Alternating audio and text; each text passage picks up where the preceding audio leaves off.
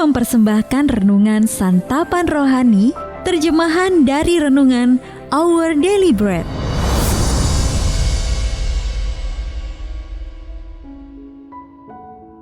Untuk menerima notifikasi video baru kami, silakan tekan tombol subscribe dan tanda lonceng di bawah ini. Sahabat ODB, pembacaan Alkitab hari ini terambil dari Kolose pasal yang ketiga, ayat yang ke-15 sampai dengan ayat yang ke-24. Kolose pasal yang ketiga, ayat yang ke-15 sampai dengan ayat yang ke-24. Hendaklah damai sejahtera Kristus memerintah dalam hatimu. Karena untuk itulah kamu telah dipanggil menjadi satu tubuh, dan bersyukurlah. Hendaklah perkataan Kristus diam dengan segala kekayaannya di antara kamu, sehingga kamu dengan segala hikmat mengajar dan menegur seorang akan yang lain, dan sambil menyanyikan mazmur dan puji-pujian dan nyanyian rohani, kamu mengucap syukur kepada Allah di dalam hatimu. Dan segala sesuatu yang kamu lakukan dengan perkataan atau perbuatan, lakukanlah semuanya itu dalam nama Tuhan Yesus sambil mengucap syukur oleh Dia kepada Allah Bapa kita.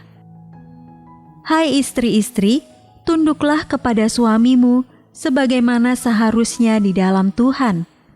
Hai suami-suami, kasihilah istrimu dan janganlah berlaku kasar terhadap dia.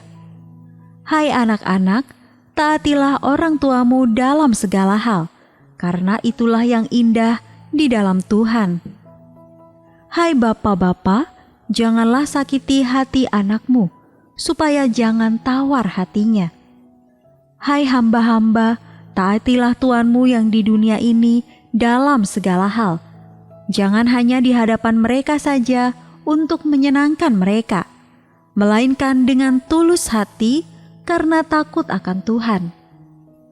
Apapun juga yang kamu perbuat, perbuatlah dengan segenap hatimu, seperti untuk Tuhan dan bukan untuk manusia.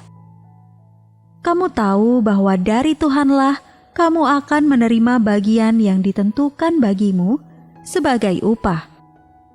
Kristus adalah Tuhan, dan kamu hambanya.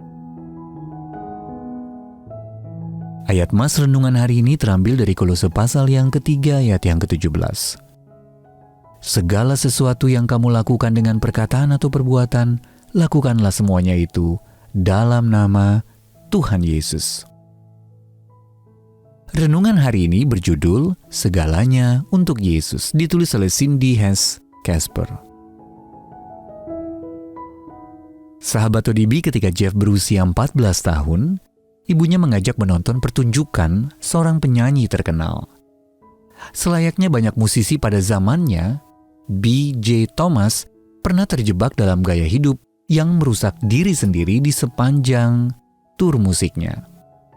Namun semua itu terjadi sebelum ia dan istrinya mengenal Tuhan Yesus. Hidup mereka diubahkan total saat mereka percaya kepada Kristus. Dalam konser malam itu, BJ mulai menyanyi dan menghibur para penonton yang antusias. Namun setelah melantunkan beberapa lagunya yang terkenal, seorang berteriak dari arah penonton, "Hei, nyanyikan satu lagu untuk Yesus." Tanpa ragu, BJ merespons, "Aku baru saja menyanyikan 4 lagu untuk Yesus." Kejadian tersebut berlangsung beberapa dekade yang lalu, tetapi Jeff masih mengingat momen itu. Saat itulah ia menyadari bahwa segala sesuatu yang kita lakukan haruslah untuk Tuhan Yesus. Bahkan hal-hal yang mungkin oleh sebagian orang dianggap tidak rohani. Terkadang kita tergoda untuk membagi hal-hal yang kita lakukan dalam hidup ini.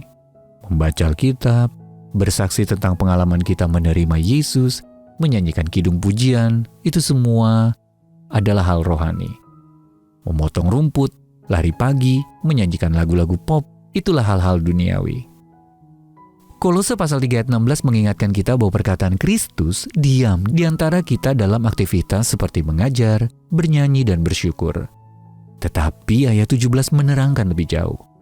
Ayat tersebut menekankan bahwa sebagai anak-anak Allah, Segala sesuatu yang kita lakukan dengan perkataan atau perbuatan, lakukanlah semuanya itu dalam nama Tuhan Yesus. Kita melakukan semuanya untuk Dia. Sahabat ODB, bagaimana Anda dapat melakukan segala sesuatu dalam nama Yesus? Lalu bagaimana Anda dapat mengizinkan Allah memakai perbuatan dan perkataan Anda untuk memuliakannya? Mari kita berdoa. Allah Maha Kasih, tolonglah aku untuk menyerahkan setiap perbuatan dan perkataanku kepadamu. Amin.